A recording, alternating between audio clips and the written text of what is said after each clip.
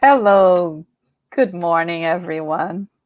What a blessing to be once more together, all of us here, to learn a little more about Spiritism, about the teachings of Jesus, and to be here with guest speakers that have been contributing so much for us to learn and to expand even more our understanding about life, about the creation, and about all of those that have been so much dedicating themselves to help us and assist us from both sides of life.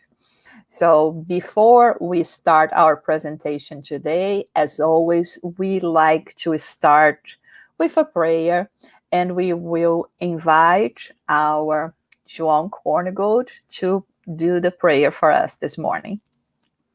Morning. We close our eyes, we elevate our thoughts, we ask for the blessing and assistance and protection of the spiritual benefactors for our studies of this morning. We ask them to guide us, to inspire us, so we can all together be able to learn, to understand, and more important, to be able to put in practice on our daily lives all the teachings we are about to receive. We ask for the protection of the Spiritist movement in the world, that we may be all united in fraternal sharing of the teachings of our Master Jesus. We thank Him for the guidance. We thank Him for the assistance to each one of us.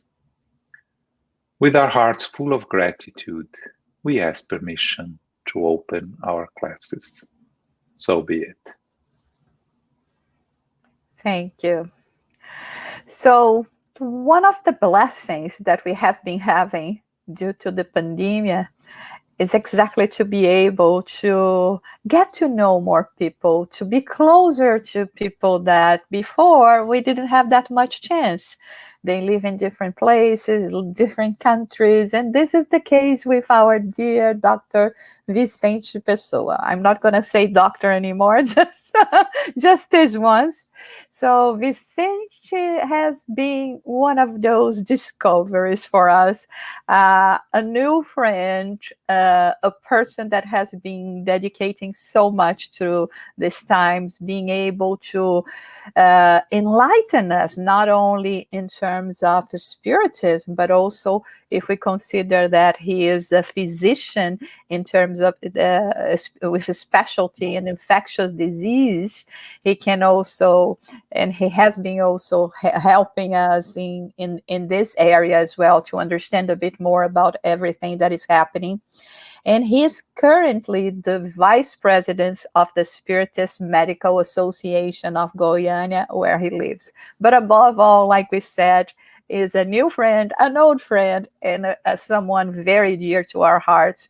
And that today has prepared to us a special talk, because he's going to be talking about one man that was very important during the time of Kardec, and that we don't talk that much about him, but we value tremendously the work that he has promoted during his time with Kardec and after that as well.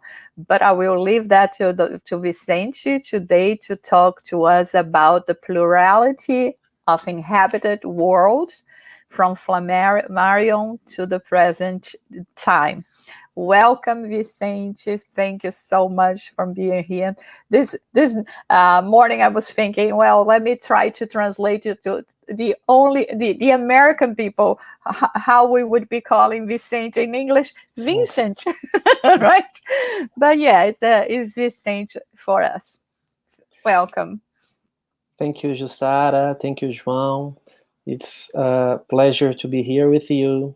I thank the United States Spirits Federation for this opportunity, for this chance to talk. It's not always that we have these opportunities to bring Spiritism knowledge in the English language.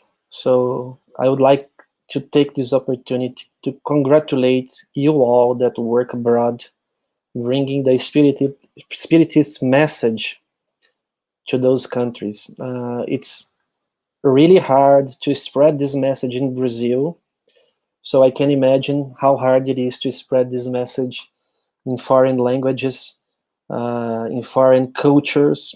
So I am a big fan of yours, and I ask Jesus to support and bless you all in this job. So, as you said, we are going to talk about a man that many spiritists don't know very well. We are used to talk about Allan Kardec, Leon Denis, and even the great Gabriel Delany. But Camille Flammarion, he's been forgotten a little bit. And we don't really understand why. This man was a scientist, an astronomer, a French astronomer, and he was close friends with Allan Kardec. They spent some time together in the Parisian Spiritist Society founded by Kardec. They worked together there, and I keep imagining the dialogues they had, the conversations they had at that time, how rich they would be. I would like to go back in time and watch those men speaking, talking with each other, arguing, discussing, bringing new ideas, old ideas, and that would be a very rich experience. And Flammarion was somebody that believed in the immortality of the soul and in the plurality of the inhabited worlds. He was an astronomer, so he had great knowledge of astronomy, and he even wrote a lot of books about astronomy that where he was trying to make astronomy popular, make astronomy known by the population of France, Europe, and the world, because he believed that we would reach God through astronomy. He had a very strong sentence where he wrote, "The astronomical philosophy will be the religion of the evolved spirits," because he strongly believed that astronomy would bring us closer to the notion that God really exists, because the universe is so beautiful, so organized, so huge, that only the presence of God could explain it. So I've been reading and searching about his life for a while, and I guess I have some information that could be new for many of the friends who are watching us now. So we are going to take you to a trip back in time. We're going to make this travel together, and I'm going to present some aspects of his life, some aspects of his ideas and his work, some aspects of his relationship with Kardec, and we are going to try to cross all those informations with what science is searching right now about other worlds, other planets, and life on other planets on the scientific way. So let's begin. I have my presentation set, so let's go. So some dates, so we can situate ourselves in time. Mr. Flammarion was born February 26, 1842. When he was born, Allan Kardec was 38 years old, because Allan Kardec was born in 1804. So Allan Kardec was 38 years older than Flammarion. And Flammarion was born in a very small village in France named Montigny. It's a very small village, but it's really close to a bigger city named Langres.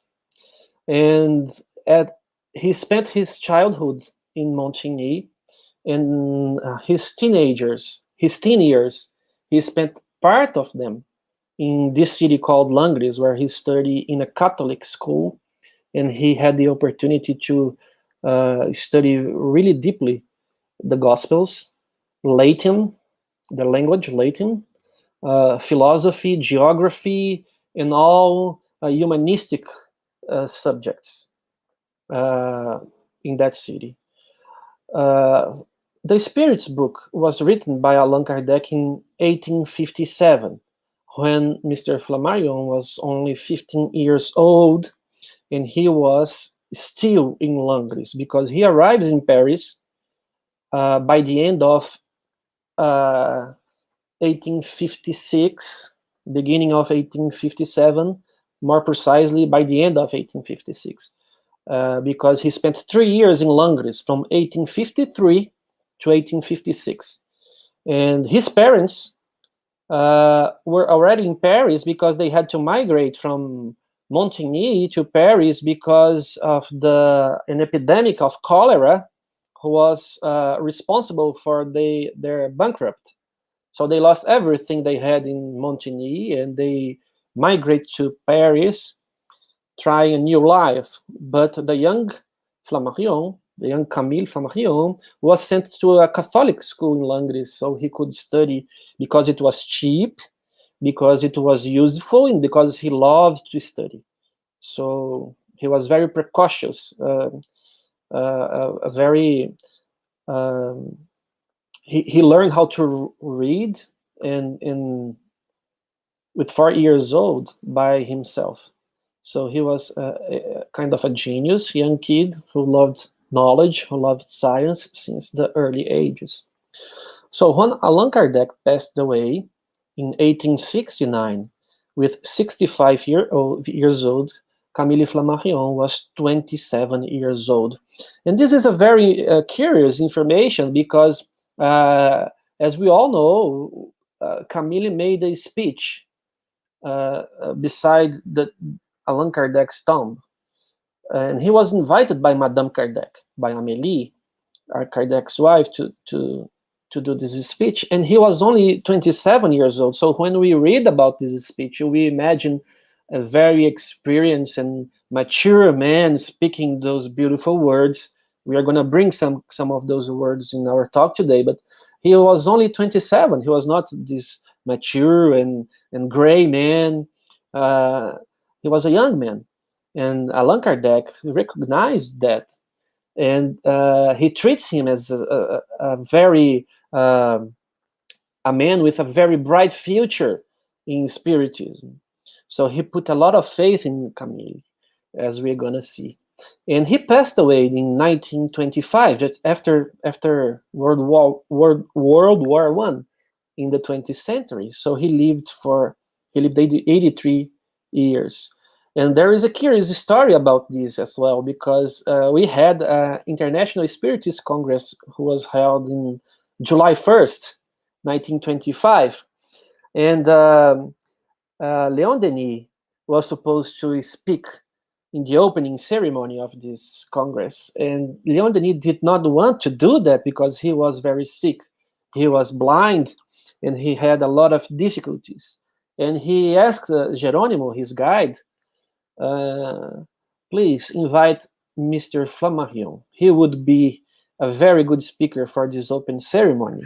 And Geronimo answered to Leon Denis that it would be impossible. Flammarion would not be available. And Denis did not understand that at that time, but the answer was because Flammarion was going to deincarnate before a month before this event, this Congress. So this is why Geronimo answered Denis that he should be the one speaking at the opening ceremony and not Flammarion. So this is a man that had the trust of Denis, and this is a man that had the trust of Kardec.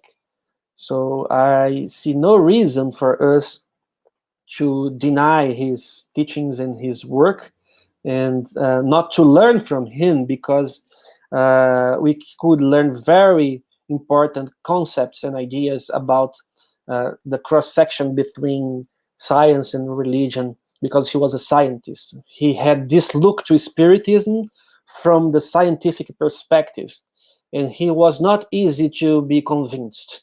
He demanded evidence that those phenomena were real, and he was very demanding. And that's maybe one of the reasons I believe, and my personal view on the subject, maybe this is one of the reasons that many spiritists believe that Flammarion, at some point, he could have denied the spiritist ideas, but that's not a fact. That's not true. He just demanded evidence. He was not fooled very easy. He didn't take for granted every spiritist phenomenon, because many of them were fraud, and we have evidence in this about this through history. He has a book where he writes a whole chapter about mediumship fraud, which is real. We have to take that into consideration. The phenomenon is real, but fraud always also happens. That was his idea, his beliefs. So with these dates, we can situate Camille Flammarion on time and his time relationship with Allan Kardec. So let's move on and bring some new information. So as a child, his mother showed him a solar eclipse that took place in France in October 1847. And he brings us this information that for a 5-year-old child, this fact cannot fail to produce a deep impression on the spirit. And for my part, I never forgotten it. So he brings us this information that when he was 5, he saw this solar eclipse, and he thought that phenomenon was so wonderful that he would like to study it deeply. He would like to become an astronomer. And he asked for his teacher for books about the subject. And his teacher brought him books about philosophers from the past who studied astronomy. So he had his first contact with the ideas of Ptolemy, with Nicolaus Copernicus, Johannes Kepler, and other astronomers when he was 5 years old, and he began to develop his ideas and his passion for astronomy from this early age.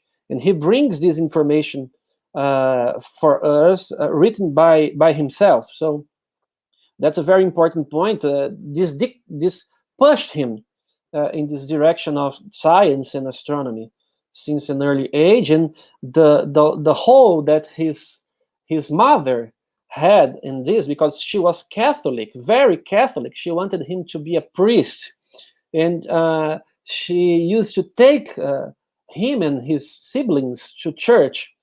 But otherwise, on the other hand, she would like them to study the phenomena of nature.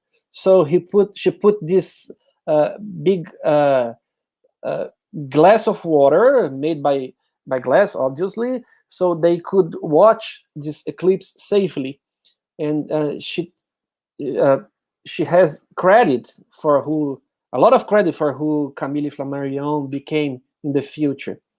So when he moved to Paris in 1986, he had a very hard life. He had to work during the day, take classes during night, at night, and he was hired. Many things happened in his life between 1856 and 1861. I will not get into detail on that. I have a video series of that in YouTube. You can watch what happened during those 4 years there, if you're interested. But in 1861, he was already working at the Observatory of Paris Observatory of Astronomy, as an internship.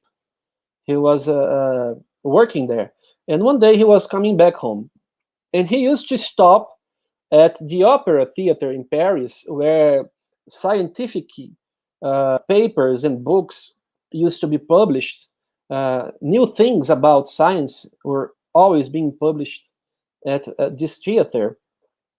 And this one day in September of 1861, when he got into the theater, he had the chance to take a new book that had been released 4 years earlier, 1857, which was Spirit's book.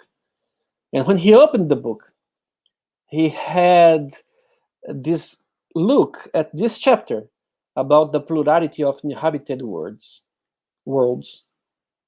And then he writes, well, it was precisely at that time that I was working on a book on this subject that would be released the following year, 1862. So this is one of those coincidences that we don't believe are coincidence at all. And this book was the Spiritist book by Mr. Allan Kardec, chapter 3, questions 55 to 58, which are the following questions. Are all the globes spinning through space inhabited? Is the physical composition of all the different globes the same? Since the physical composition of the various worlds is not the same, do the beings inhabiting them have a different physical organization? Do the worlds farthest from the sun lack light and heat, since the sun would appear only as a distant star to them? So that called his attention because his book was exactly about that. And he had the desire to meet that man who wrote that book. And that man wrote in the beginning of that book that the book was written by spirits.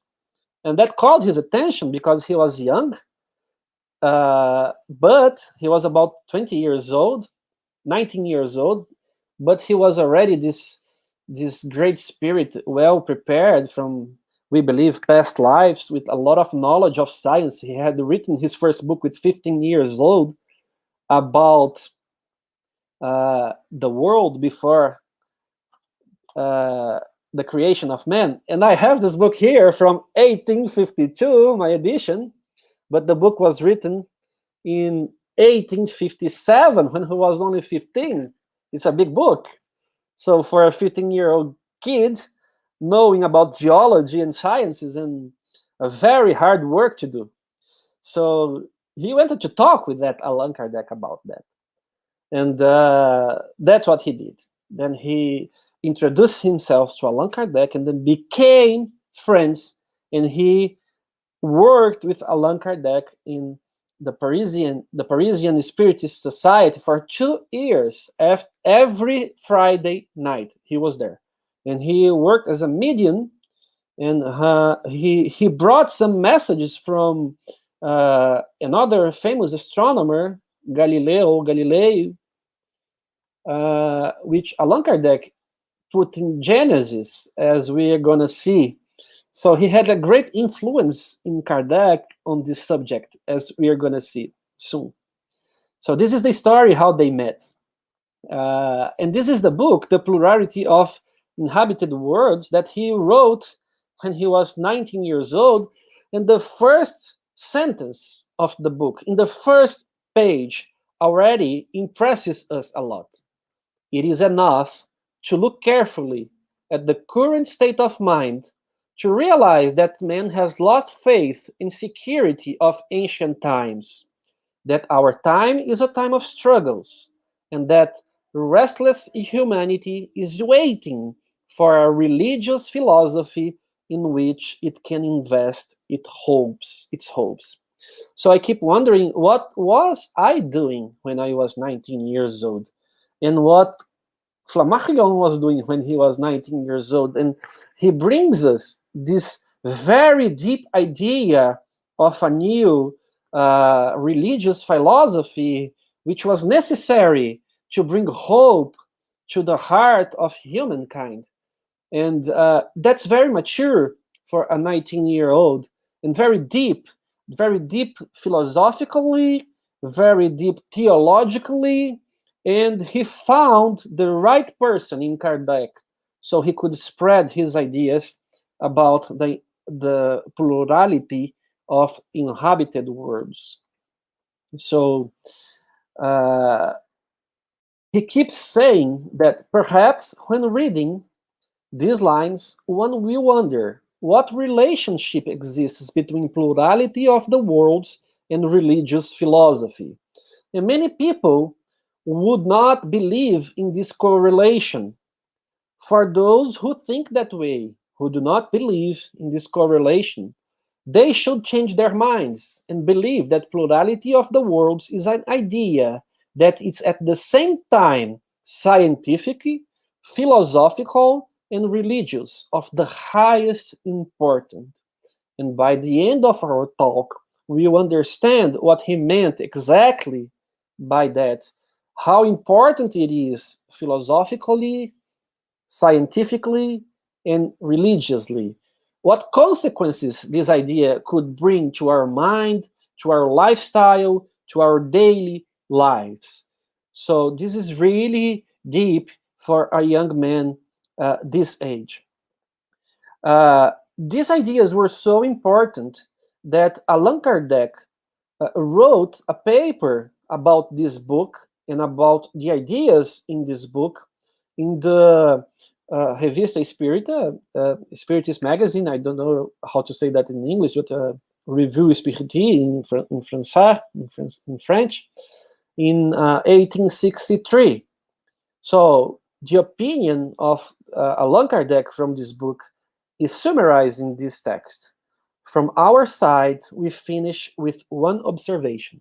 It is remarkable to see the wisdom contained in that book and the fact that they come from a young man at an age where his peers are still in school. It is even more impressive to see him presenting those ideas with such profound insight. This work demonstrates that his spirit is not in an early stage, or that he is unknowingly being assisted by other spirits. So this is the word; those are the words from Allan Kardec, proving that he believed in Camille Flammarion, in his ideas, and he supported his ideas. And this was a highway of two ways, because Flammarion also supported Allan Kardec and believed in him, as we are going to see on the next slides soon. So when he was speaking by Allan Kardec's tomb at the Père Lachaise cemetery, he called Kardec master and friend, and he thanked Kardec for the support he gave him about his ideas. You were the first, oh, my master and friend. You were the first who, from the beginning of my career in astronomy, displayed a profound affinity for my deductions regarding the existence of celestial humanities. Taking into your hands the book The Plurality of Inhabited Worlds, you placed it at once at the base of the doctrinal edifice that you dreamed about. And that's pretty much true, because the plurality of inhabited worlds are one of the pillars that gives Spiritism its logical conclusions and its strength. So this is one of the main concepts of Spiritism, one of the main ideas, which is consequence of the immortality of the soul, with reincarnation, and so on. So Kardec took those ideas and put them in Genesis, one of the 5 basic books of Spiritism. On chapter 6, as we're going to see, those ideas that he brought through mediumship and were signed by Galileo. So this is very important. This is a proof that about the respect of he had to Allan Kardec and otherwise, and what the respect Kardec had for him. So this is the chapter, General Uranography, which is chapter 6 of Genesis, a very important chapter in this book, where Galileo is going to talk about the creation of the world, creation of the planets, creation of the galaxies. He's going to talk about space, about time, about space-time.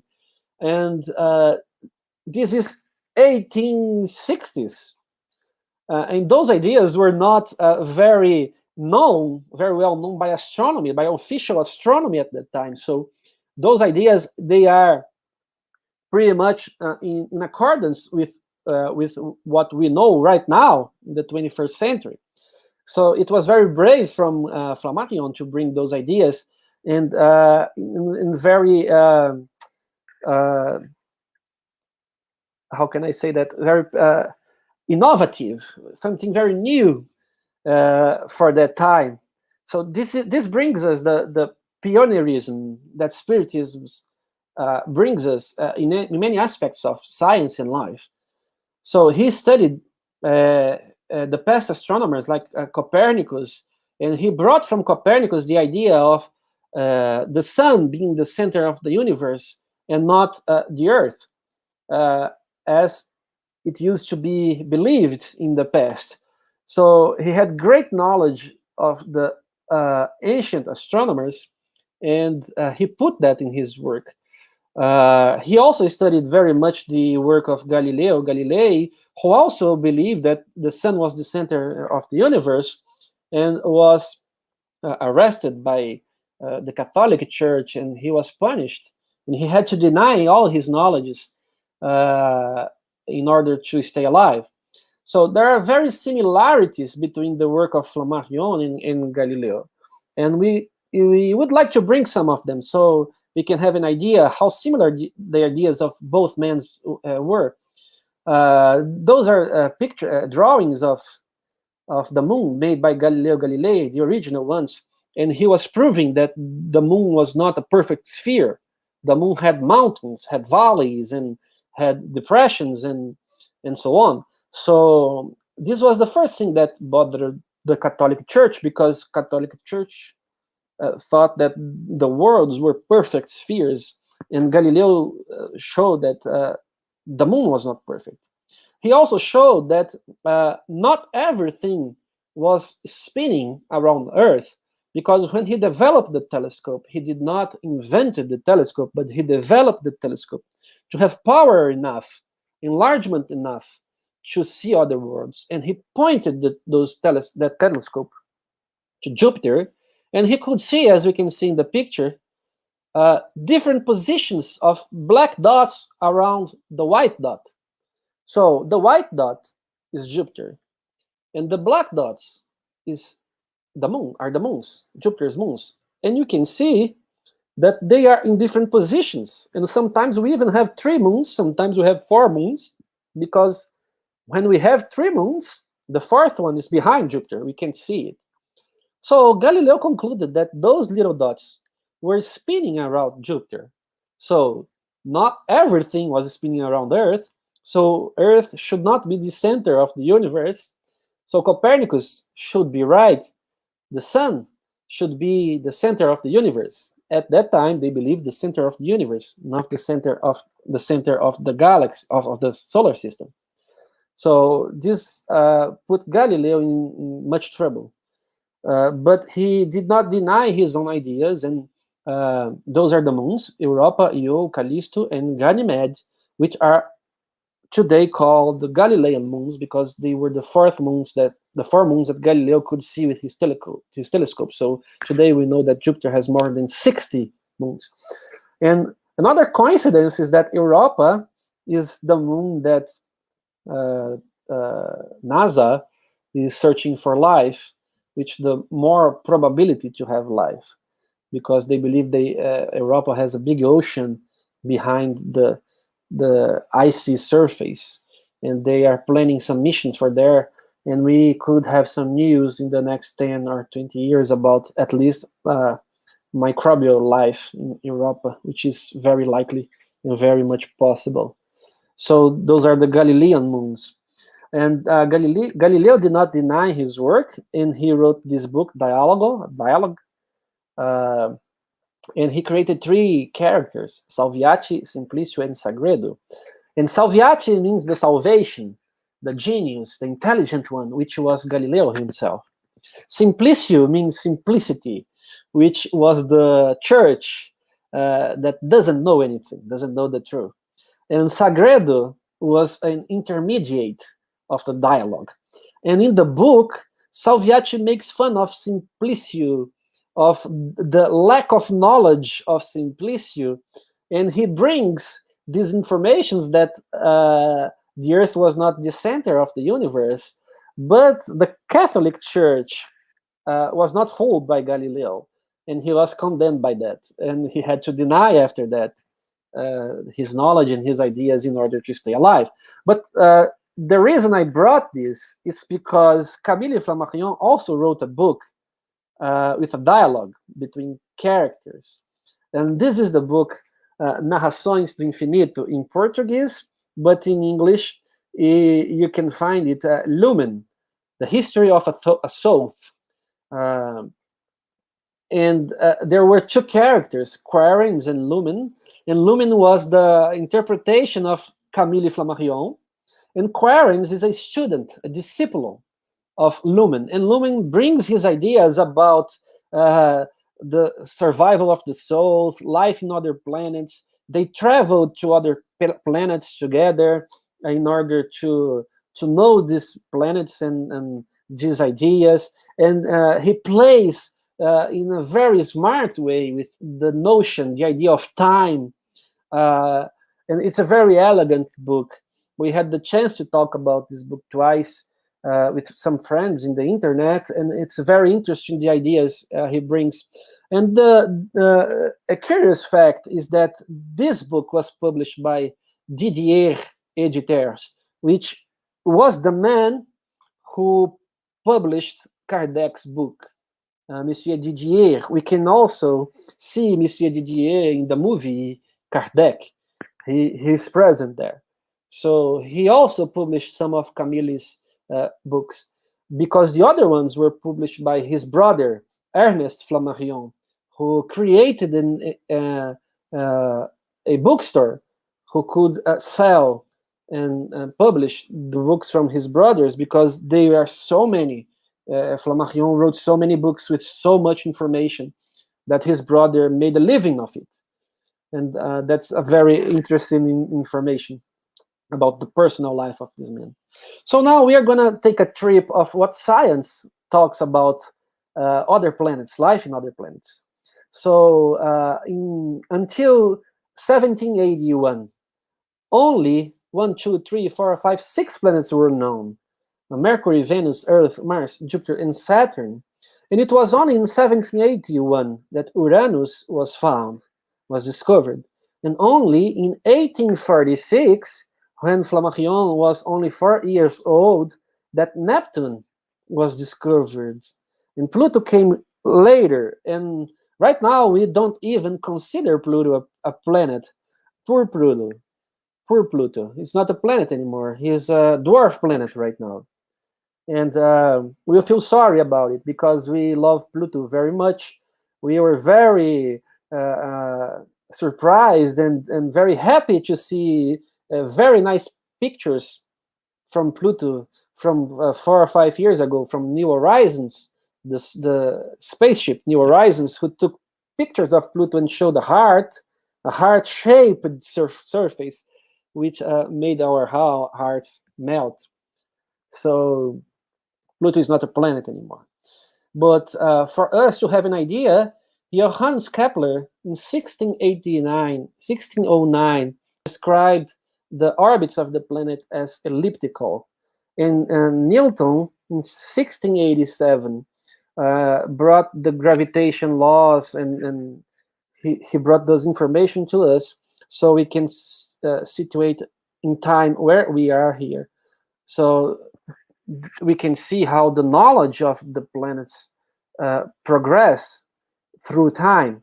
And we are only talking about our solar system, our star, the sun, and the planets who orbit around this only star. We're not talking about the billions and trillions and exillions stars in the universe.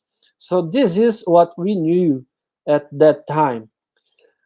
And it was the work of this lady, a woman, Henrietta Leavitt, that made everything possible. She doesn't get the credit, which happens very often through history, because she was a woman, but she was the one responsible for the discovery in the register of more than 1,777 Cepheids, which are a special kind of stars that oscillate its light during time. So sometimes they are very bright, sometimes they are not very bright. And because of that oscillation, she was able to calculate the distance from Earth, the distance they were from Earth. And one day, she found a Cephid in the so-called nebula of Andromeda, which we now know it's a galaxy and not a nebula. And when she calculated the distance from that star at the nebula of Andromeda to Earth, she realized that that Cephid was 1 million light years away from us. And then she realized that that could not be inside the Milky Way. So there should be other galaxies besides our own, because this is a very important point. By that time, they didn't even know that the universe had so many galaxies. They thought the Milky Way represented the whole universe. So they didn't even have this kind of knowledge. And Flammarion is talking about life in other planets already. So that's pretty amazing. So when she calculated that this Cephid in the nebula of Andromeda was 1 million light years away, today we know that it is 2 million light years away. It's even further because math was adjusted. And but that does not take out her credit. She was great, and she should win the Nobel Prize, but she did not. She got 30 cents of money for each Cephid that she discovered at that time. So that's pretty poor on us. We should get her credit, but somebody did. Somebody did, as we're going to see. So there was this great debate in 1920. Flammarion was still alive. World War I was in course, just finished, about how to solve this problem. Was the universe made out of a lot of galaxies, or there was only one galaxy, our own, the Milky Way? So one person, one scientist, was on one side, which was Herbert Curtis, and the other one was on the other side, which was Harlow Shapley. And as we could conclude, in all debates, they did not get anywhere. So both had evidences that they were right. And the question was not solved in this great debate that that made the scientific world very excited at that time. But who brought the solution? It was only in 1923 that the American astronomer Edwin Hubble, using Enriqueta Leavitt's work about the Cephids, could calculate that star from the nebula of Andromeda was in another galaxy because it was so far away. The Milky Way has 100,000 light years, and that star was 1 million light years away.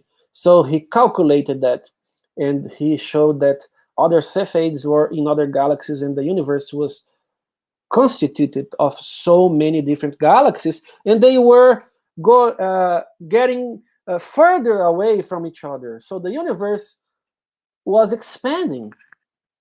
So he concluded he was the one, and let me correct myself, he was one of the scientists that concluded that the universe was expanding. And if the universe was expanding, maybe sometime in the past, the universe was so compacted in a very tiny singularity that this singularity suffered a great expansion all of a sudden and gave birth to the universe. So he brought this idea. He was one of the scientists who brought these ideas about the Big Bang, the big expansion of the universe from a singularity, but that was only possible because of Henrietta Leavitt's work. Let's not forget that. So the great space telescope that the United States launched years ago, decades ago, has his name, and made great contributions for the study of the planets and the other worlds we can see. So right now, if we are very impressed by a picture took by the Hubble, which is considered the greatest picture taken by humankind ever. So this picture was made opening Hubble's lenses for more than 20 days in a direction of part of the sky that is as big as your thumbnail. So we can see that part in that square in the middle of the picture. It's the size of your thumbnail, and Hubble pointed his lenses to that direction for 20-something days. And what he saw was astonishing. And this is why it's considered the greatest picture of humankind. In that small space, this is what Hubble saw. And each point of light in this picture is a galaxy with billions and trillions of stars. So we can see in this picture more than 5,000 galaxies, only in that in that tiny piece of sky, in that little square. So that brings us to the idea of God. Who created that? How big is the universe?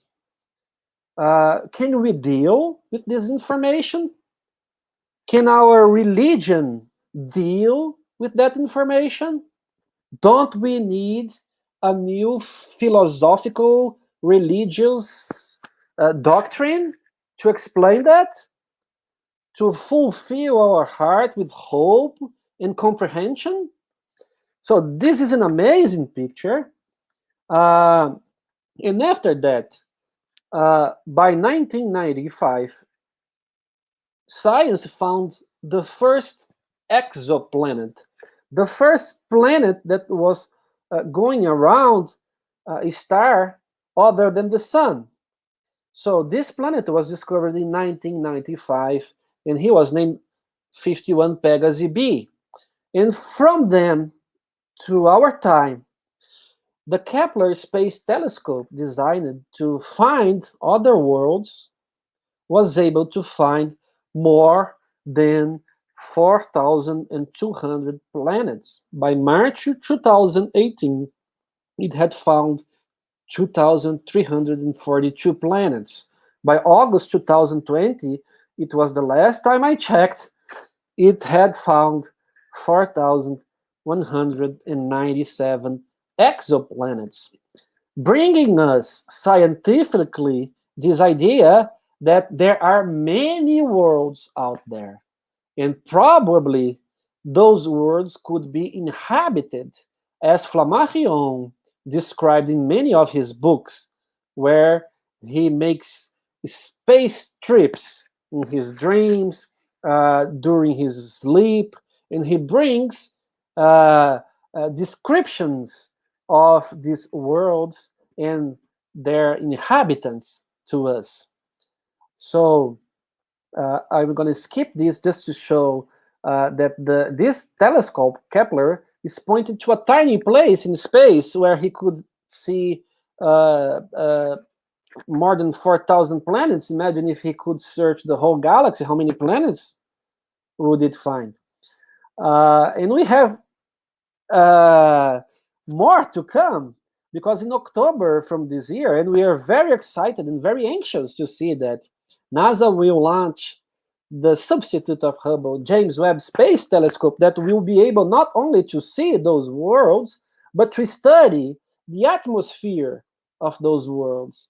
And we will have the chance to realize the chance of these worlds being inhabited, because imagine if you find oxygen on those atmosphere, and if you find molecules like chlorophyll, which is present in plants, which is able to see.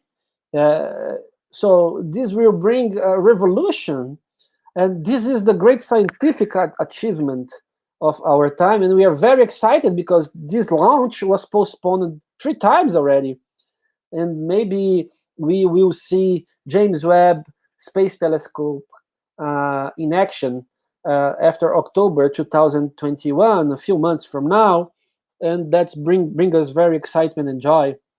So this is the size of his mirror comparing with Hubble, and it's a yellow mirror because it's made by gold, a tiny surface of gold, in order to protect the telescope from the cold temperatures from space, because it's going to be in space, unreachable.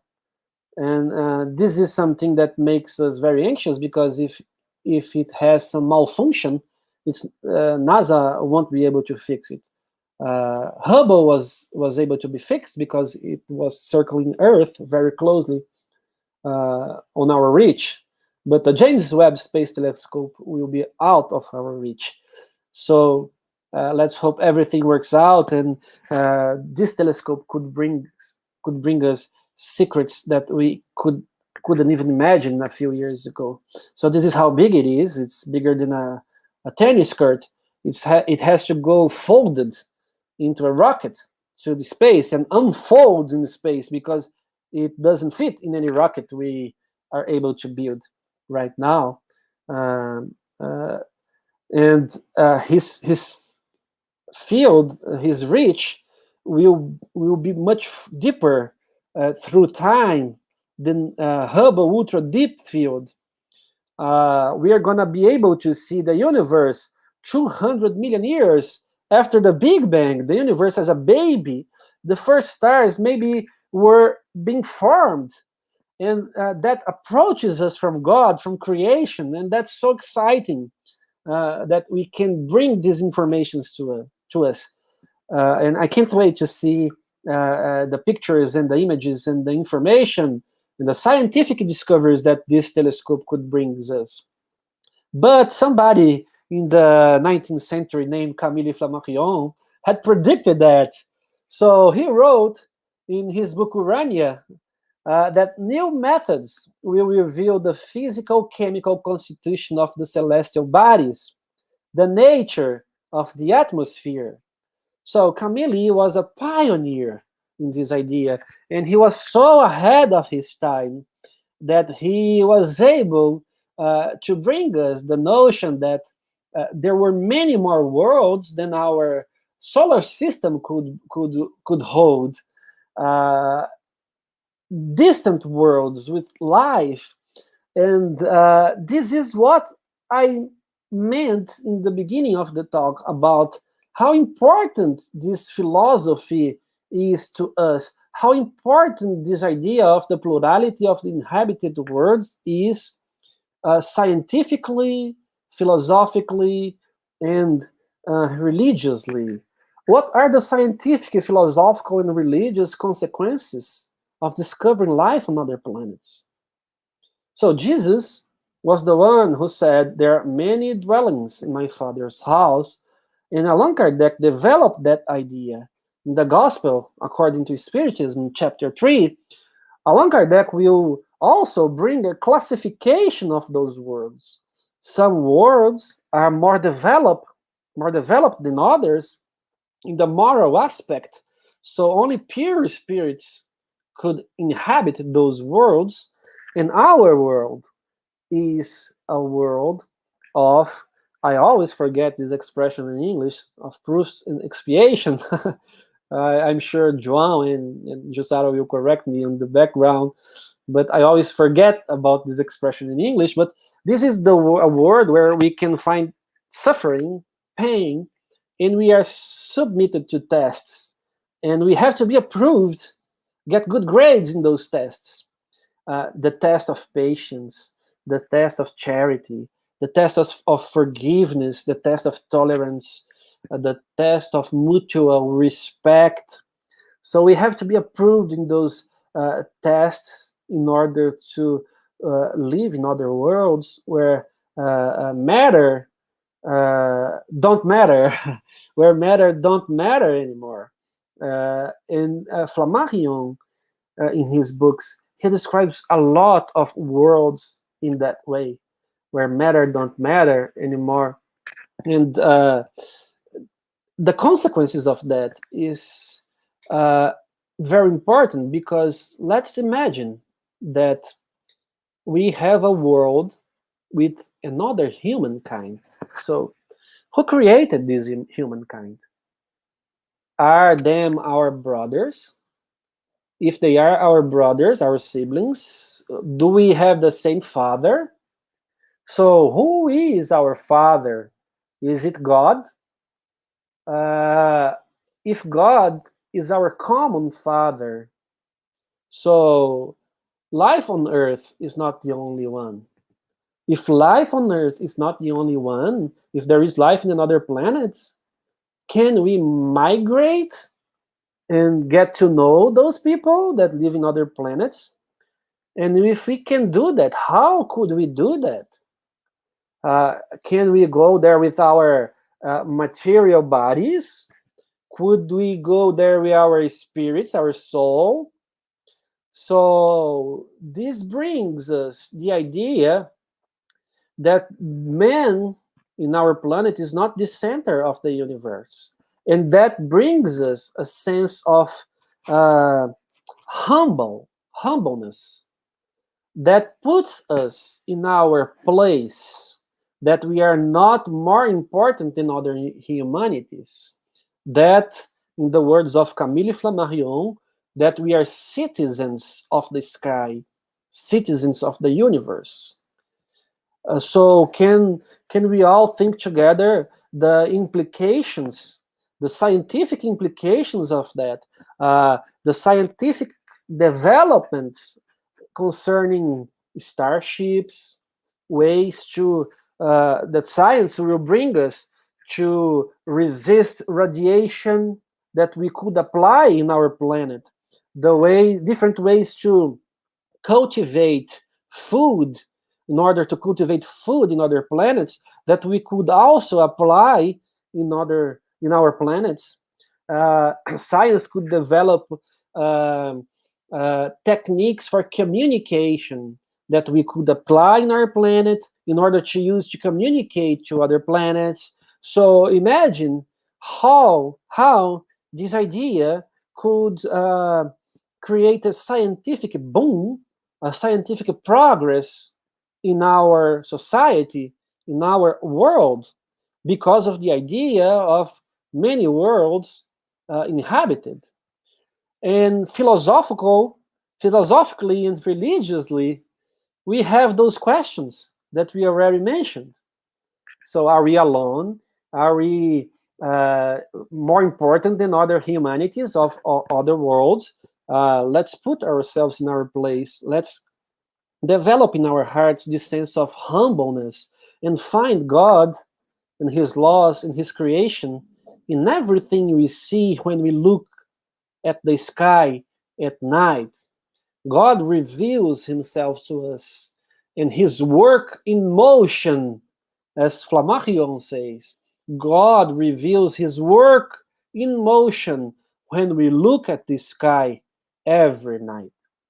So the plurality of the inhabited worlds is a doctrine that we should all study and worry about. If you are not worried about the plurality of the inhabited worlds, you should be, because it would change the way you look at life, the way you live your life, and it would help you to be a humbler person, to love your brother and your sister as you should love God and yourself. It would help you be a better Christian. So I thank you, my friends, for listening to me, for taking your time. And I think I am done here.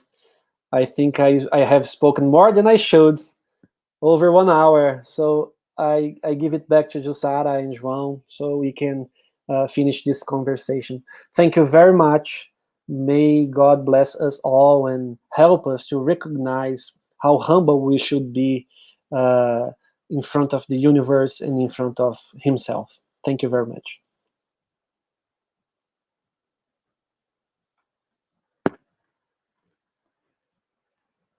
Thank you so much, Vicente. That was absolutely fantastic.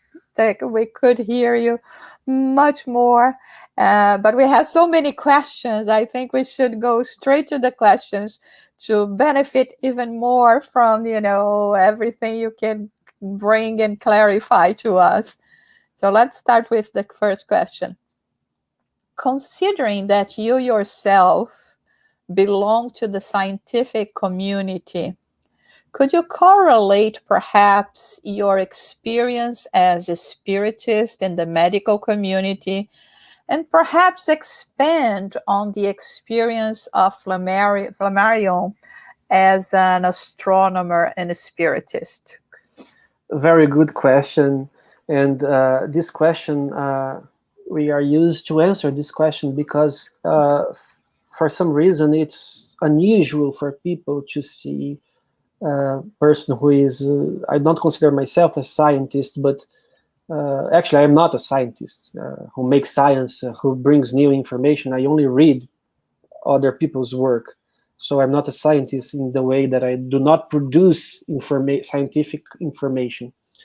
But I am a physician, and it's a scientific environment, and it's unusual for people to see a spiritist working in this environment because it's so common for scientists and people who live in this environment to be atheists who do not believe in God.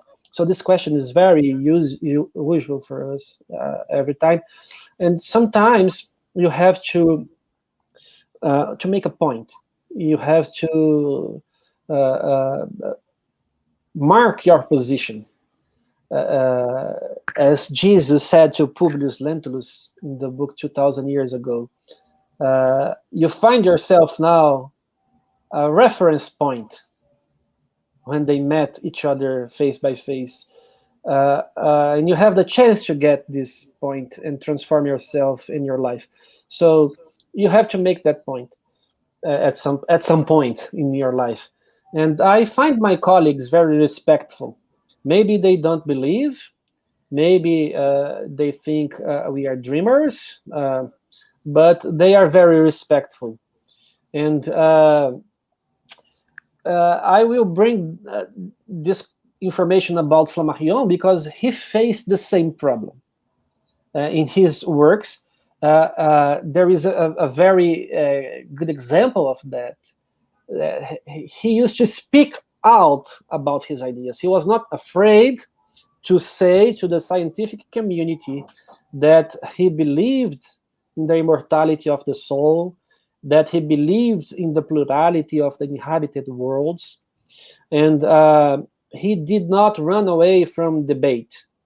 There is a book that he wrote, a very deep book in terms of philosophy and theology, and a very beautiful book called God in Nature, where he will defend his ideas about God in nature, why he believes there should be a creator.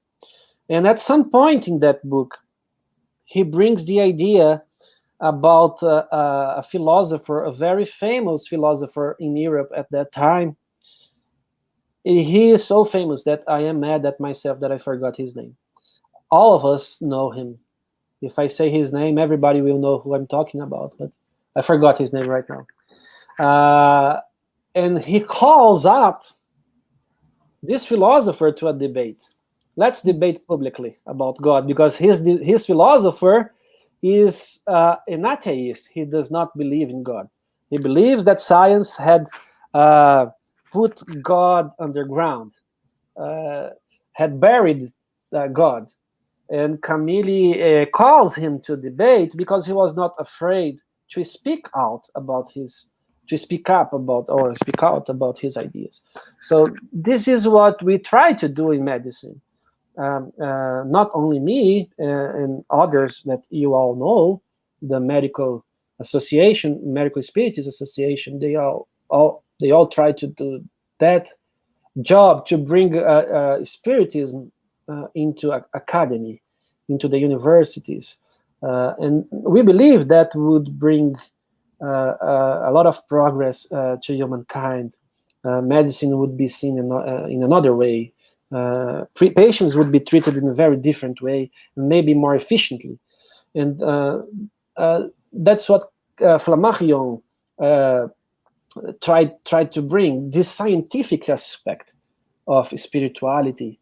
And he did a pretty good job on that, actually, because he was well known as a scientist. He had a very good work in astronomy, very well respected. He was the founder of the French Astronomer Society, which is a lot, which is a very important astronomy society. And he had books about astronomy, who taught astronomy to students, including our Euripides Barçanufo here, used his books to teach his students. So he was very important scientist in Europe. And when you see a very important scientist defending those ideas, that makes you question yourself. If this guy is so intelligent, so smart, and he's so important, and he believes in that, there should be something rational on that. Should I read his work? Should I believe in that as well? So I think, I'm not sure if I answered the question, but I think it's kind of in this way. Oh, absolutely. The thing is, Vicente, I think overall what you're saying, and it was perhaps what Camille Flammarion already thought about it, is like, keep an open mind. Yes, exactly. And I just remember the name of the philosopher that he was. It was Comte, Auguste Comte. Auguste Comte, the positivist. Wow. Yes, yes. And he was challenging him for a debate, so he was not afraid. So wow. I have a post on that on Instagram that I'm showing here, the picture of both of them. Yeah. And the saying where Camille challenges him, of course, he challenged him in his book written, because he reveals us that he was not very fond of public discussions, verbal. He used his pen to spread his ideas. He was stronger using his pen to spread his ideas, but that's it. He was not afraid at all. And maybe we should do that as well. We should talk more about spiritism and spirituality, maybe with people that we believe won't care, but the seed is planted. Maybe one day it will generate a big tree with flowers and perfume and so on. That's so wonderful. Let's go to another question. Yasko, hi Yasko, good to have you here. I wonder if Flammarion ideas and writings were ahead of the mainstream science that ostracized and denied the Spiritism as a whole, not only its scientific, but philosophical and especially religious moral aspects. Oh, that's a very important question. And also, it's a very common question when we talk about Flammarion, because this is maybe one of the reasons that Spiritists don't study him very much. They study a lot Leon Denis, Gabriel Delany, and Kardec himself. But they don't study Flammarion because there is this general idea that he denied Spiritism at one point, and all the phenomena were fake and so on. Well, actually, after many years studying his work and his life, I really do not believe that he denied everything. At some point, he denied some aspects of the phenomena, but not all of them. He strongly believed that the phenomenon, the tables spinning, and the communication of spirits were real. But as I said in the beginning of my talk, he did not believe in everybody who was making that.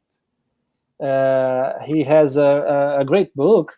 It is here by my side. The unknown forces of nature, where he describes those phenomena, and he has a clear theory that those phenomena could be made by spirits, and he has a whole chapter on fraud, mediums that were caught in fraud. So he was not easy to convince. I cannot believe that he denied everything when we see, when we read his works. By the end of his life, he has a book that was published just a few months before he passed away. And in this book, he's still arguing in favor of the mortality of the soul, the communicability of spirits, and so on. He was even invited to be the president of the Parisian Spiritist Society when Allan Kardec passed away. He was invited by Madame Kardec, Amélie Kardec, and he refused to be the president because he wanted to keep going with his scientific research on spiritism and astronomy. So I do agree that sometimes it sounds strange that he could have denied some aspects of the phenomena, but I do not agree that he died denying it. And he had a great contribution. Allan Kardec considered him a lot, and even Leon Denis was asking for him to speak at the opening of the International Congress of Spiritism in 1925. So it's hard to believe that after reading everything, not everything, but much of his work, that he denied Spiritism. So that's my point of view. I respect others, but I'm open to discussion. But it's understandable because when we think about the context, when the time that he lived, we are talking about phenomena that were provoked, so to say, more with an entertainment view. And also, for trivial purposes, curiosity. So I can only imagine that many of them, and I mean, thinking about a mind such as the mind of Camille Flammarion, very rational, but at the same time open and true to what he was witnessing, that he also witnessed so much, fake phenomena and the hoax, like we say, that he had to position himself as well for, sometimes or in certain circumstances as showing and even trying to prevent others to go into all those fakes. And Kardec, in the Spiritist Review, he shows that constantly about all this fake phenomena that people were faking, right?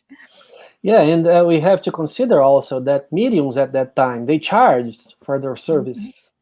So when a medium was invited to a house to produce the phenomena, the medium was feeling pressured for the phenomenon to happen. And it's not like that things work. It depends on the spirits. So in order to make the phenomenon happen, sometimes they made frauds. And Camille was there with full attention. He invited all the famous mediums from Europe to his house. The sessions happened at his house in the presence of friends like Delany, for example. And he caught every one of them in fraud. Every one of them, including the famous one. For example, Eusapia Palladino, the great Italian medium, she was caught in fraud in front of him. And she smiled. She smiled at him. She recognized that she was caught in fraud. But that does not mean the phenomenon wasn't real, because most of the time the phenomenon was real. She was not in fraud. So this is why he was so skeptical when some spiritists came to him and said, did you see that? Did you see that? I don't believe. I believe if I search, if I touch, if I experiment, if I watch in ideal conditions where fraud could be avoided, and he prepared his living room against fraud in order to avoid it and to take real conclusions that were true. So this is why maybe people believe that he denied some aspects of Spiritism, which I don't believe deeply, actually. Yeah, I think, Vicente, let's see if you agree with me, that he absolutely believed in the phenomena, but he didn't believe in everyone that would bring supposed phenomenon. Like even when you mentioned Eusapia Palladino, for those who do not know, was a very famous medium, studied by the most renowned scientists of her time, Italian, and she was actually genuine. She was a very potent medium, so to say. But she was the one that used to say that sometimes she would prefer to fake because the way they practiced mediumship at the time as well was very exhausting for the mediums. And sometimes she said that she felt so exhausted. She had so much side effect for not, following what we spiritists understanding being as a good protocol for you to exercise your mediumship. And she would be really feeling that so bad that sometimes she would say, what, I'm going to fake here and there because I don't have to deal with the side effect to me. But it's a phenomenal medium, and I mean, and the purpose of Spiritism is exactly what Camille was trying to show all the time, that we want real phenomena, and there are plenty. There's no need for people to fake it. Let's see another question here. What do you think of the idea that Camille Flammarion and Galileo Galilei was the same spirit? Daniel, my friend, that's a very tricky question. That's a very tricky question. Well, I have my personal view on the subject, which I tend to do not share. But there is this idea that they were the same spirit. Galileo wrote some messages through Camille as a medium. And those messages were, as we said in our talk, were put by Kardec in Genesis chapter 6. And both were astronomers. Both wrote books very similar in the structure of the book, like dialogues and astronomical ideas. And we also know that it's possible that those messages that Camille worked as a medium could have been written by himself being Galileo, bringing his ideas from the past. Allan Kardec describes it in the Medium's book, that this is possible as well. So some people say that they were not the same person because Galileo wrote through Camille's mediumship. But it is possible for a person to open his memories from the past and bring his own ideas in mediumship. Kardec wrote about that. So I will leave it to you, my friend, to take your own conclusions. Maybe he was, maybe he was not. I have my own opinion about that, and I will keep it safe inside my heart. Okay, let's go to another one. Leon is questioning. In my classes, I find it very difficult to make people really understand, comprehend, and internalize the size of our universe. Could you advise us on how to do this? Yes, I recommend the reading of 2 books. The first one is Lumen, The Story of a Soul by Camille Flammarion. And the other one is a book also by Camille Flammarion, which is, in Portuguese, Sonhos Estelares, or Star Dreams, maybe? Stellar Dreams. Stellar Dreams, maybe, where he will describe the size of the universe in a way that you would never see in another book. And if you want a scientific book, not by Camille, I recommend this book, Big Bang. This one is in Portuguese, but you could also find it in English because it's originally in English, by Simon Singh, which is a physician. A physician, wrong, it's a physics, right? Physics. Physics. Physics. Physics. And he describes the story of all the information we have about the universe, from the ancient Greek to recent time. Because this kind of information, this kind of idea that you asked, how to convince people, how to advise people how big the universe is, this is so personal. And it depends on so much on how much people know about science, about the universe, about physics, that it's very hard to bring these ideas into the mind of someone who thinks in a very closed way. So these books, they will try to open people's mind, and I recommend reading them. That's no other way. I mean, Yeah.